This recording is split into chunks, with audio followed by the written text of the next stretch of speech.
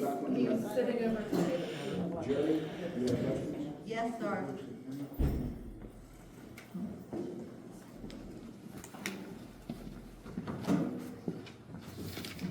You mentioned crisis plan.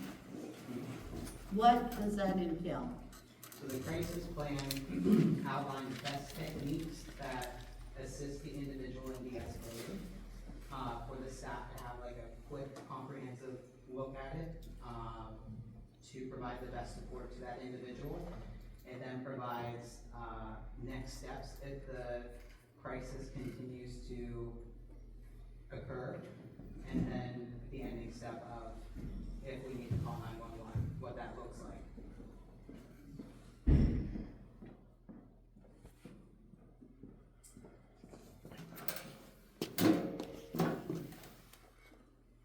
I'm not done yet, I'm thinking.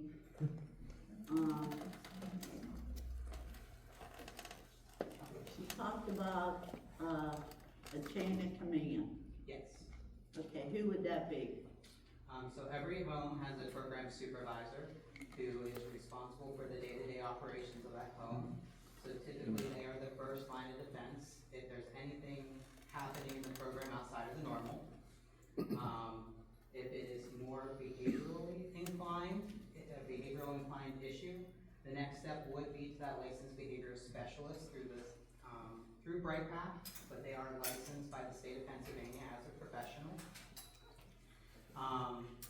At that point, if, you know. Just real quick, what is the background or qualifications of that specialist? I'm just asking. I'm having fill in the blanks. What's the background of that person? What is the background of that person? Right. They have a master's degree in psychology, counseling, there's several other ones that they can have. And then they have to do so many training hours, they have to submit all that information to the state of Pennsylvania, through the LPS system for licensure. I'm sorry, go ahead, Jerry. What do you think about the home of 207 Longview Drive as being a good neighborhood? It seems like a good Nice neighborhood. neighbors? Seems like a good neighborhood to me. I certainly don't think placing an individual that we're talking about would decrease the character of the neighborhood in any way. Is that what you're asking? Yes, I'm asking that. Do you believe that because of placing this individual in this home would bring down property values? No. So the person that you may bring into this home will already, I'm assuming, but I'm gonna ask, will have some training, some direction. Have they lived in a home before with similar individuals? So that, we don't have an individual identified, so I can't really answer that. The need in Pennsylvania right now through the Shapiro administration is the aging system. So people, or kiddos who are aging out of the kid system into the adult system. So more funding has been made available to those kiddos who are just graduating high school, who need to find a home in the community to live away from their parents, to have a normal everyday life, just like you and I. So typically the referrals that we get day to day are that of 18 to 21-year-olds looking for a new home to call their own. So would you think that 207 Longview Drive is a good neighborhood, and that the neighbors are good, in that it's a suitable place to house somebody? It seems like it to me. I've never lived in the neighborhood, but as far as all the information that I have, yes.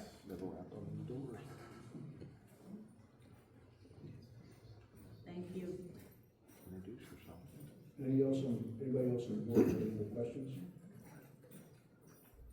Just let me ask one more. Could you describe to the board what both of your backgrounds are? Sure. I'm a pharmacist I graduated from Duquesne University with my doctorate in pharmacy in 2012. It's my day job. Operated anywhere between 3 and 12 pharmacies for the past, what is it now, 13 years, I guess, whatever, back to 2012. And the last couple of years, we saw a need through our pharmacies for this type of service, and we wanted to get into that for the betterment of Pennsylvania residents. Keith? I myself have worked in this field for 12 years, specifically with the 6400 regulations. I started as a direct support professional while obtaining some additional training and accreditation with a degree. I served as a DSP for many years, working my way up the chain of command into the position that I am today. Thank you. Okay, if there are no other questions from any members of the zoning board, I'm going to ask if there are questions from members of the audience. And please keep in mind, I'm just asking for questions, okay? We're not asking for testimony at this point in time. So if there is anybody in the audience that has any specific questions, what we need you to do is to stand, identify yourself, so that the court reporter can take your name and your address. So ma'am, please stand up. My name's Spell your name too, please. Spell your name too. Amber, A-M-B-E-R, Moore. You're gonna have to speak up a lot louder than that. Sorry. My name is Amber Moore. I have two questions for you. The first one And is, Amber, where do you live? oh, Fairview Drive? Fairview Drive? Yes, What's the address? 118, 118? And where is that in relation to this particular property? 2 streets over. 2 streets over, okay. Okay, go ahead. My question is, do you plan on having any more than one individual in there at a time? And are there, I guess, I don't know if this is for the board or not, but if you granted this variance, would it be allowed to be used as any different type of a group home? Like, do you guys have any intention of doing different type of a group home than just what you've described? Our plan is to have it just a capacity of 1 person. So that is our plan.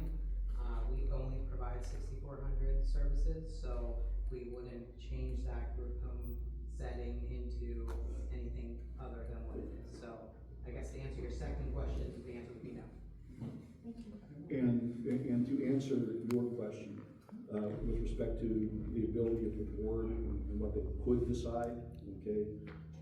If they would, under the law in Pennsylvania, under the terms of the zoning ordinance and under the municipality's planning code, if relief is granted, in this particular case, it's a use variance case, then the board can attach conditions to the grant of relief. So, in theory, they could limit this use to exactly what these gentlemen are proposing.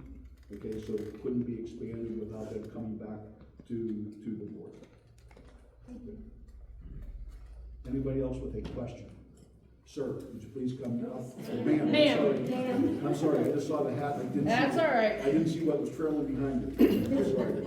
Donna Rubright, R-U-B-R-I-G-H-T, 209 Longview Drive, right next door. So, you own the house, right? Correct. Correct. So you had it on the market and then you took it back off. Okay. So, and another thing, yeah, so the individual that you don't know, are they gonna be from this county, or are they gonna be from Harrisburg, Philadelphia, or anywhere else? So we do get referrals from all over, but typically we work with the counties that we have relationships with, which is Indiana, Armstrong, and Westmoreland County. Okay, so the person or person not so you haven't picked yet, their development issues, are they, how can I word this without being impolitically correct? Just say it. Are they are they hostile offenders? Are they just bad kids, like, let's say, a Delphi child that's mostly intellectually have problems?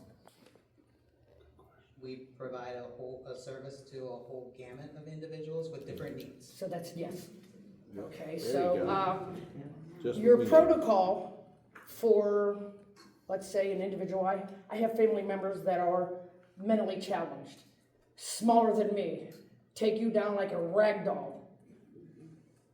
But, so your staff's on the ground, so they can't do protocol. So now I got a individual who is emotionally distressed, whatever, loose in a neighborhood with a bunch of senior citizens that can't even walk out and get their own mail.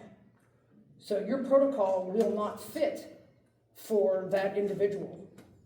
And I'm not trying to be an asshole to anybody or anything. I have family members that are mentally challenged, and they're placed properly in different locations, but not in a neighborhood like this. My next thing is here, wait a second. All right, so, and again, change of the status. If you get in here, it doesn't mean that you can't turn around and make it a Delphi, but you answered that. And for your 24-hour support. So I work there and I call off, screw it, I ain't coming. I got, Jane Doe there, and she's like, screw it, I got kids, I'm going home. Now you have somebody that's unstaffed, and they have 2 hours of alone time. At 2 hour alone time, they can wander off. And so they don't come in. Screw it, I ain't coming in, it ain't my turn, it's not my problem. So now you have somebody who is unsupervised in a neighborhood of elderly senior citizens, little kids running around. And like I said, we do not know what their disability, their handicap is. And you cannot provide proper safety for my elderly neighbors. My grandchildren that run around my backyard that now you have to put up a 6-foot fence so they don't climb on over. And if they are a challenged person with disabilities or whatever, they just hate authority and they break loose, they're gonna rob the first house, steal the first car, and be gone before their protocol, supervisor, next one, 911. I got an hour. I'm in West Virginia. These questions, Yeah.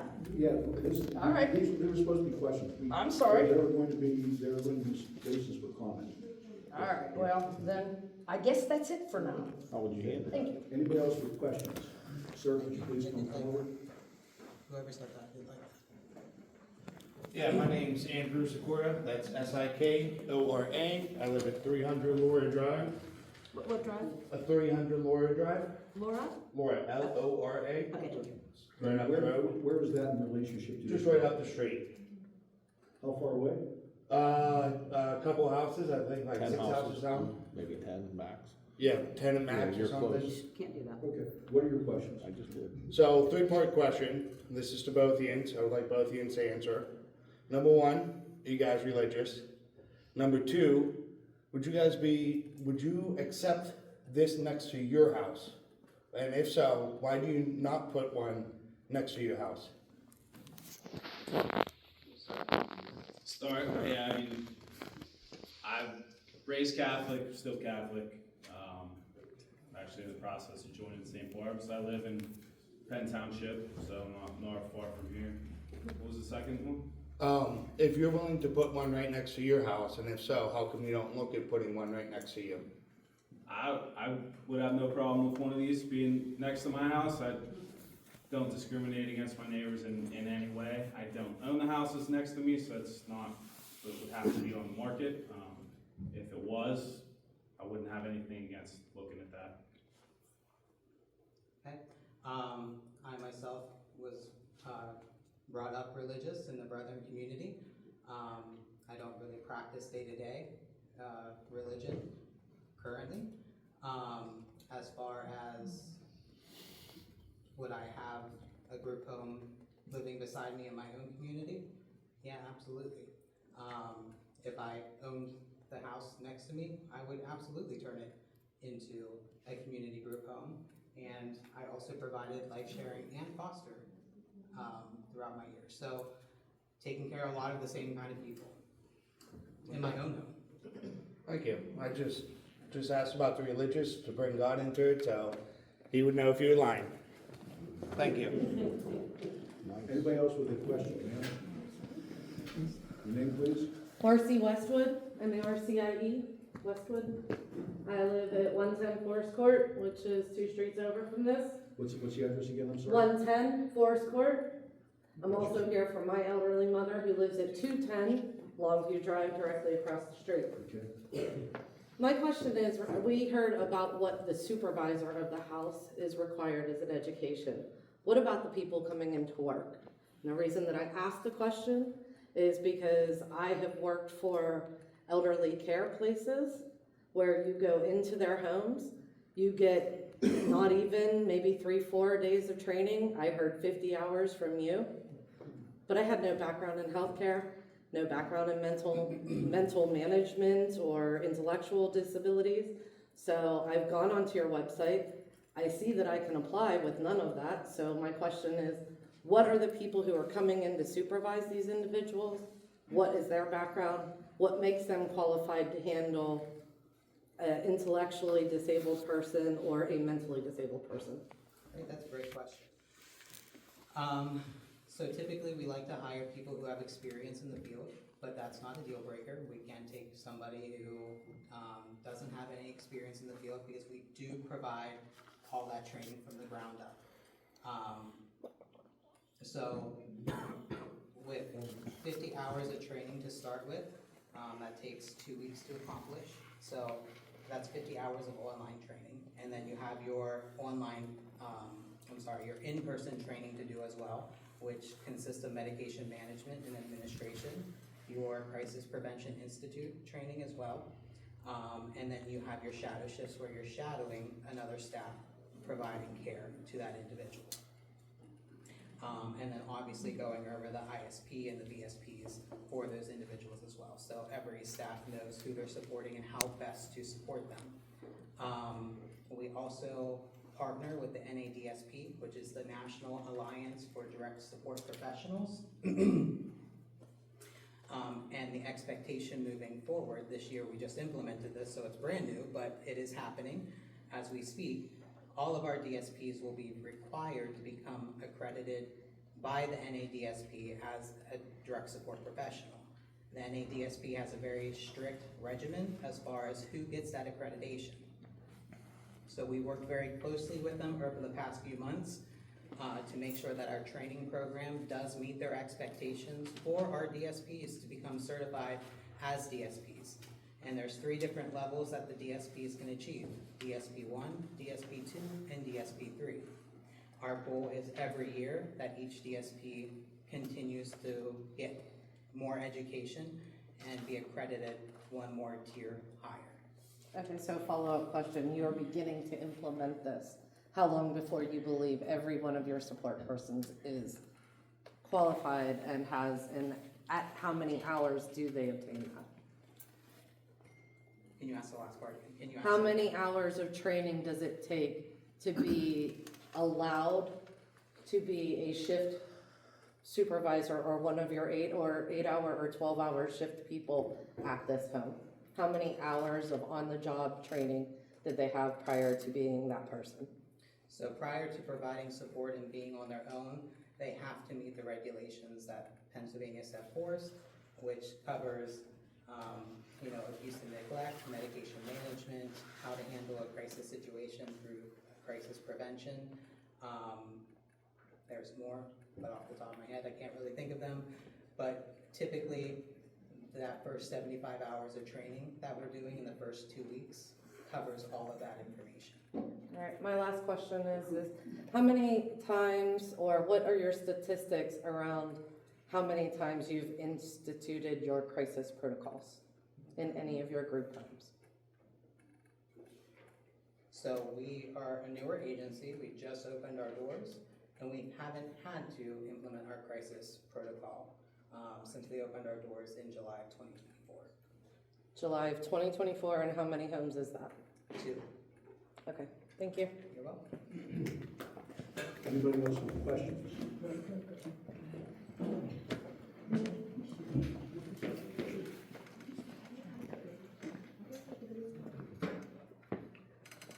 My name is Tom Kuretich, Kuretich, 208 Mount Pleasant Boulevard, catty corner to the back of your house to be. I actually rake your leaves. The question is, okay, so when and if there's a problem, are we gonna have a number we can call or some way to get a hold of somebody if we see a problem going on and it doesn't seem like anything is changing? Yes, Who do we absolutely. contact, you guys, or? Yep, on our website, our contact information's there, to reach us at any time. We do monitor that phone system even after hours, so if there's an emergency that happens and you call our office number, somebody does typically respond within an hour or two. Okay, thank you. Excuse me, what was that? They respond when? Within an hour or two. Thank you. Anybody else with a question? People be dead by now. All right, Terry Boykovich, G-O-J-K-O-V-I-C-H. Terry with an I. Why? I live at 206, so I'm right across, and I rake the front yard. So, but I don't know if this was answered, but someone had asked if the police were called at your other places, and you said you didn't have that information. Is there any reason why you wouldn't have brought it? Because you think that would have come up. And if you don't have it, is that something we could get? It is something that we could get. Have the police been called in our other group homes? Or I guess I should say one other group home. Yes, the police have been called, not by staff, by the individual, because he was seeking attention. So he was unauthorized using the 911 system, which then we took care of as far as putting in a restrictive plan.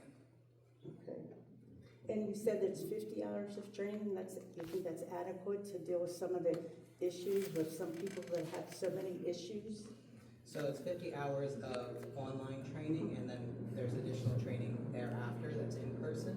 So typically before they start working on their own, they have at least 75 hours of training. So that covers everything that's outlined by the state and more. And we continue to educate and provide training. We continue to educate and provide development as needed to the direct support professionals as we see fit. We monitor the notes daily, so we do all of our documentation electronically.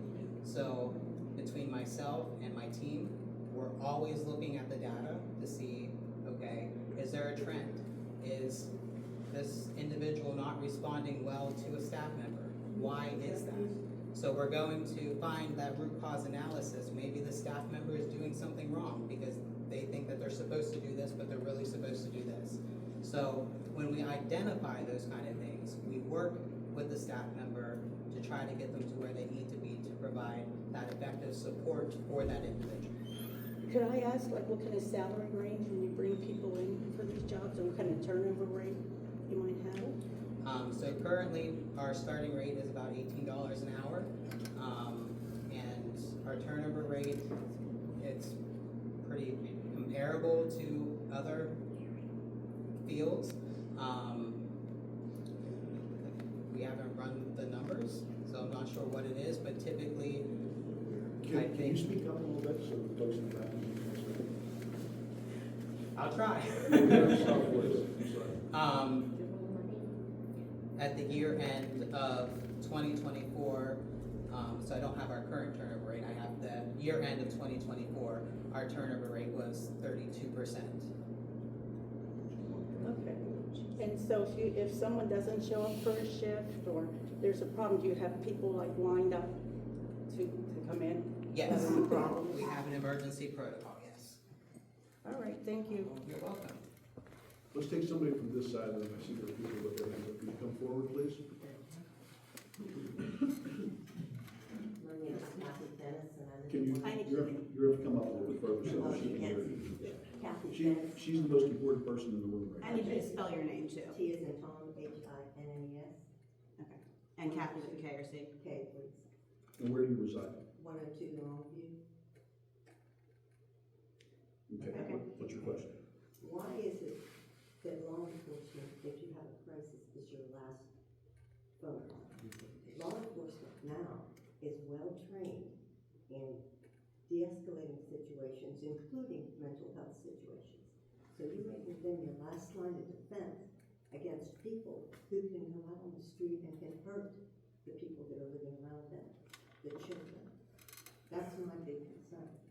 I guess I would, Is that your last line of defense? I guess I would compare that, it's a spectrum. If you're having a crisis in your own home, you probably would try to de-escalate it yourself before calling 911 Well, I right was away. law enforcement. Okay, yeah. So, I guess, your neighbor, if there was a fight between two family members, I think any of us would try to break it up first, talk to the people, calm them down, and if it became a dangerous situation, then we get law enforcement involved. I don't know. I mean, the way that I see it is, we're there to provide that service, and we're going to provide that service until we feel it's no longer safe, for us to continue to provide that service. And then at that point is when we call 911, so we don't flood the police system. I mean, So are you saying that there would be so many calls to 911 that you feel like you would be flooding the police system with this home?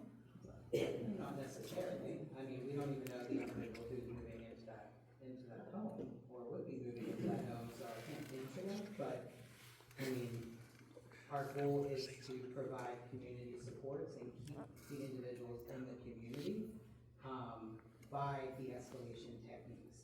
We don't wanna get the police involved unless we need to.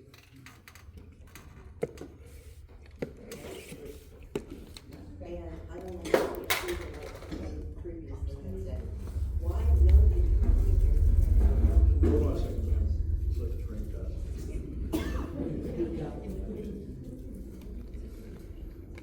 Okay, go ahead. Could you speak up a little You know, bit? I'm sorry, you know we're gonna be asking these questions, how come you don't come prepared with calls to service for your other homes? I don't understand that. You knew we were gonna ask these. Like we mentioned before, we've never had this situation. Steve's been doing this for 12 years and he's never been in any kind of situation. So yeah, honestly, no idea what to expect, to be totally honest with you. So if you've been in it for 12 years, you can't even make a guesstimate how many calls for service you had at your home? For call service, you mean 911? Yeah. Calls?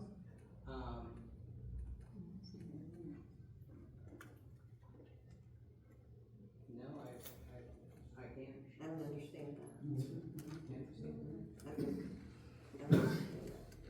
I have been at law enforcement for quite a few years, and I can still tell you how many calls for this one address I had for calls for service in group homes and et cetera.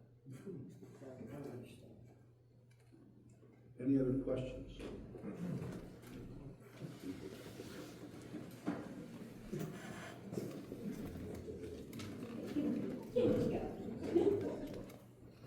Kim Castine, Castine. I'm at 104 Longview Drive.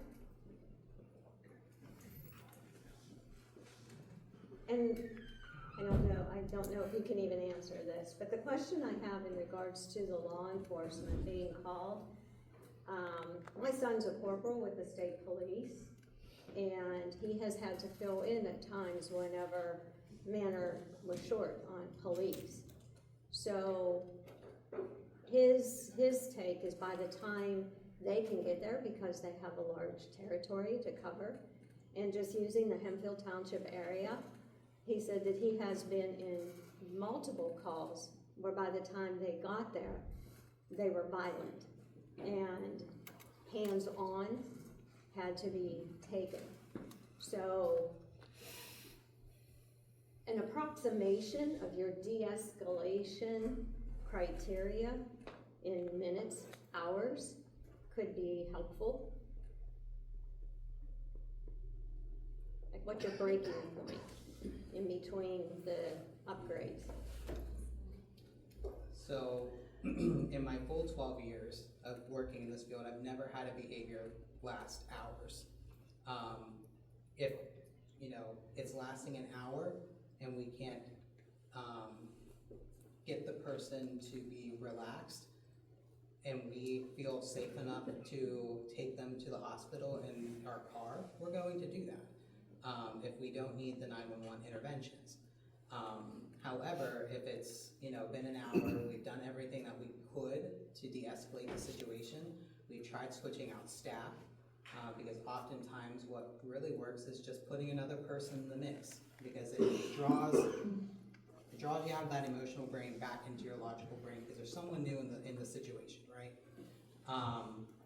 So we really focus on trying to do that because it seems to work very well. And with that being said, if we're unsuccessful with doing that and we need additional help, we would call 911 and we would try to continue to keep the scene safe until 911 shows up. Okay, so I need educated. I'm staff, I'm encountering an episode or a situation. I go through my protocol. Do I then, within this hour, call the next level crisis people to then tell me on the phone to go through another set of protocol? So this is happening before or after the second staff person gets called to come on duty, and then we get to wait and, you know, play games while they're still escalating, and then the police get there by that time. So I'm not sure I understand the question fully. There's gaps in my thinking as to, okay, I have minimal understanding of this type of process, but I know the de-escalation when you're face-to-face when they're starting can be difficult. You mentioned bringing a third party in, a second staff person. Is that person on the go to get to the site at that time? Or is the original staff person on the line with the next level of crisis support, trying to go through another set of protocols? I think I see what you mean. Sorry, my throat's getting pretty dry. I know, I'm it's not talking. a talk about. So if it gets to the point where we need to include the chain of command, the staff member on shift is going to call that chain of command. The licensed behavior support specialist is going to be contacted. That licensed behavior support person is going to attempt to de-escalate the person on the phone or video call, whichever works in the individual's plan. If that is unsuccessful, we will then call in a supervisor from another location, if the supervisor is already at the home, to put in that other third or fourth person to try to mix it up. If that does not work, then we would move to call 911. Does that answer the question? It does. Okay. Thank you. Hold on, we're taking some minutes. You go, on here first. My name's Michelle, M-I-C-H-E-L-E, Simkovic, S-I-M-K-O-V-I-C. I'm at 109 Longview. A couple questions. What is your age of your clients? So we provide support to adults, so anyone 18 and above. What is your median age of clients? 18 to 32, 32 to 60, 65 to 70? So the sum of the people that we have in services right now would be 20. Okay, so you're looking at this house for a 20-year-old who has possibly mental illness or something to that effect, am I correct? An intellectual disability or developmental disability, yes. Okay. You mentioned your staffing policy. What is your staffing criteria? And what is your call-off policy? So, I'm actually a nurse, so I follow you Yep. very well.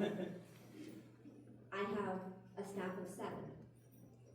6 of my staff call off. I have to get those patients covered. They can't be alone.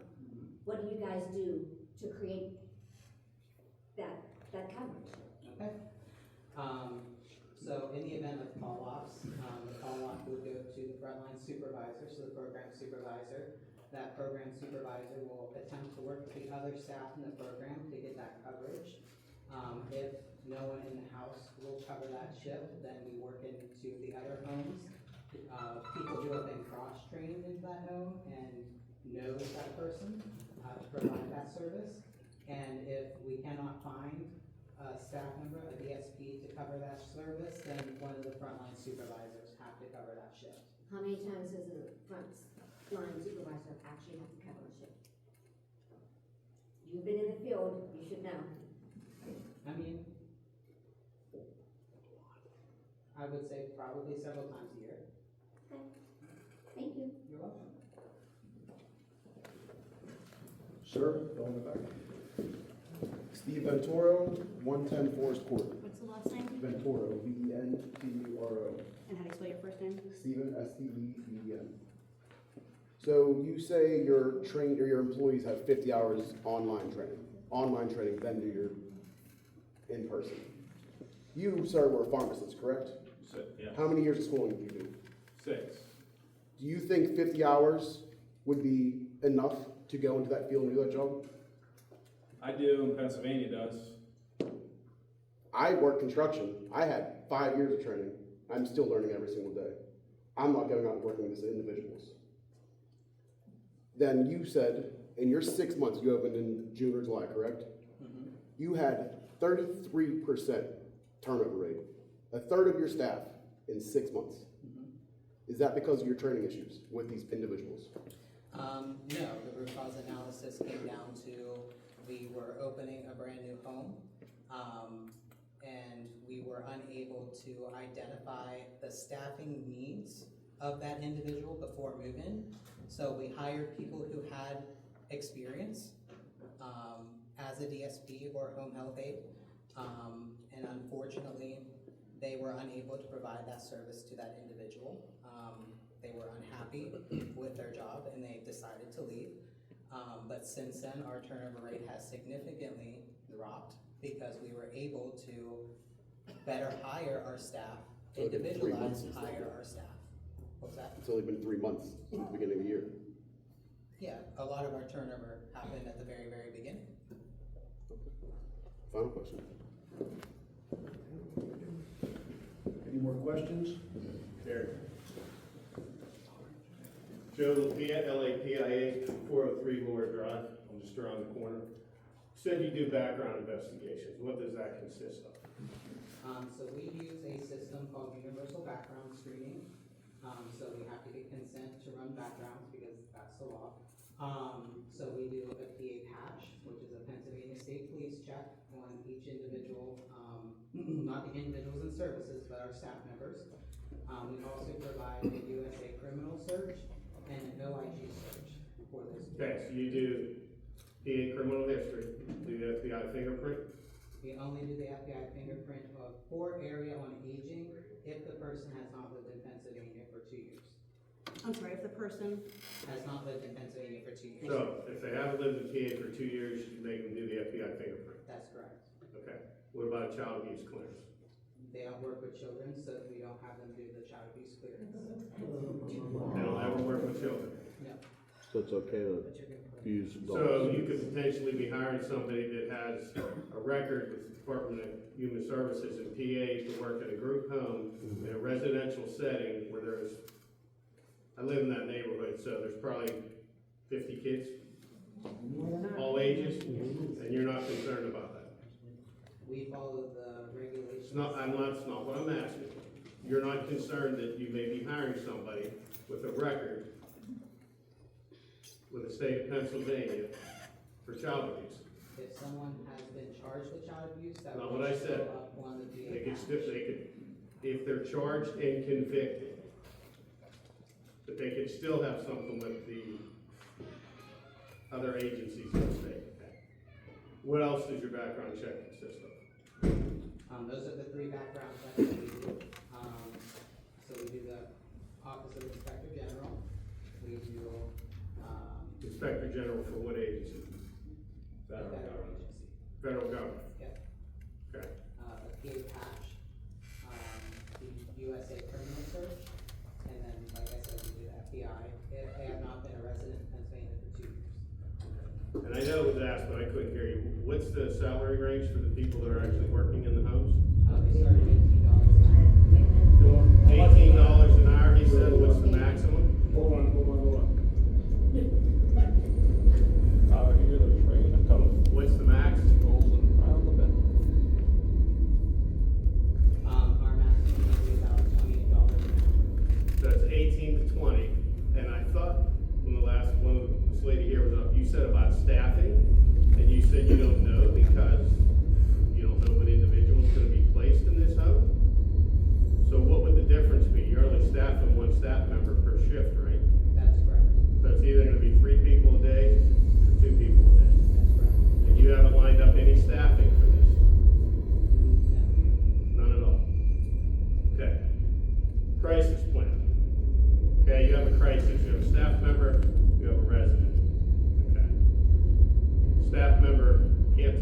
person down. Then they call the manager. Does the manager respond to the scene, or do they just talk on the phone? Depending on the severity of the situation. So give me an example. If the individual is physical, then they will respond to the scene.